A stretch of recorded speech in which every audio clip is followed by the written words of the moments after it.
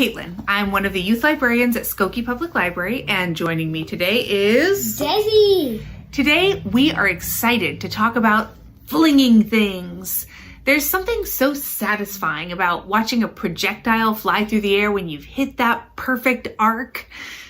Wait a minute, does this mean you're rethinking the no balls in the house rule? Not even a little bit. I'm talking about catapults. Hey Des, do you know what a catapult is? Yes, it's a contraption that launches things. Yeah, that's right. A catapult is a machine that releases built-up tension in order to fling an object. Make sense? Not really. Don't worry, we're gonna go into it. So first of all, let's talk about why you might want to use a catapult. These machines have been around since ancient times. They were used as weapons. Oh, so you could throw something heavy really far. Yep. Ancient and medieval warriors flung rocks and spears at their opponents. I can see how it would be a good way of attacking something without putting yourself or your army directly in harm's way. Unless both sides have a catapult. Yeah, then look out below! Anyway, that's the background, but it's not the reason I find catapults exciting. For me, it's all about the energy. Yeah, actually, that's part of it. Catapults rely on two types of energy. Kinetic, that's energy in motion, and potential, that's energy that is built up but not released. So, kinetic energy is energy that's created by movement. Yes. When you are running and playing, your body's movement is kinetic energy. Interesting side note, you know how you get all hot and sweaty after a good play session?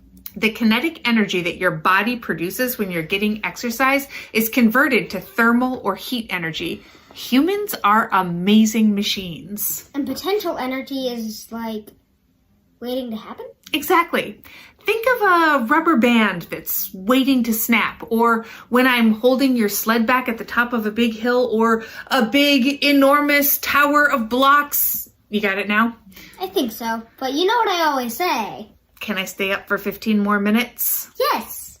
Wait a minute. I'm thinking of that thing you always say. Oh, the best way to learn a new concept is through a catchy song? If you sing a catchy song, you'll never get it wrong. A boulder rolling down a hill. A toddler that just won't hold still. A tooth that's wiggly as can be. That's kinetic energy. Nice. A rubber band about to break. A really angry rattlesnake. A glass that's placed precariously. That's potential energy. Oh yeah!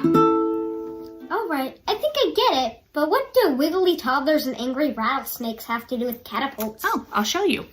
So catapults work when the potential energy that is stored by pulling back your launching mechanism is released, converting it to kinetic energy. Pew! Potential energy. Pew! Kinetic energy. And now we are going to show you how to make a catapult of your very own. There are a million different ways to make these, so if you like this one, I encourage you to check them all out. It would be cool to make a bunch of different ones and test them. That would be cool. So for this project, you are going to need approximately 10 popsicle sticks, 3 rubber bands, a bottle cap, and some glue. And most important, something to throw. How can I forget? Take 1 stick and glue your bottle cap to the top. Let it dry. If you don't have a bottle cap, you can also use a plastic spoon. Just rubber band it to your launching stick. Stack 8 of the popsicle sticks horizontally, then slide 1 more vertically between the first and second stick. Rubber band the 2 ends of your stack. Place the final stick vertically on top, in line with the one on the bottom, then rubber band the bottom ends together. And you're done! Thanks for watching, engineers, and happy launching! Boing!